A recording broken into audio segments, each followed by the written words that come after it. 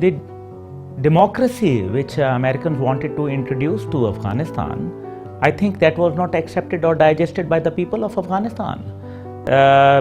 Governments of your choice, whether it is in Iraq or elsewhere, when this desire will end, I think this is not democracy.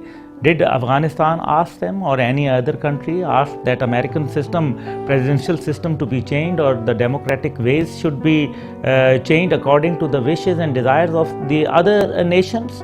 And that's how Taliban just stormed to Kabul, and in days they captured whole of Afghanistan. So this means the system the democratic system which American way of democracy which they wanted to introduce to the people of Afghanistan was not accepted but completely rejected by the Afghan nation.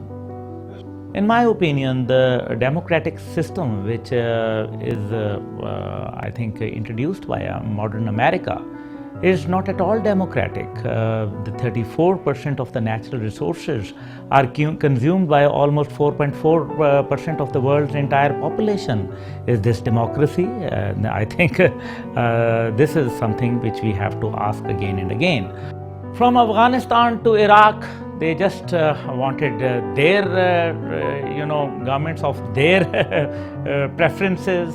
It's not like that. In a democratic world, the world is a global village, and you cannot just want everyone to be acting according to your desire, to your hegemonic desire.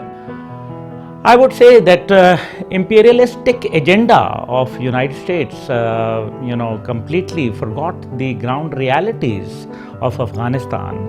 They just wanted to ramp through, and by force they wanted to,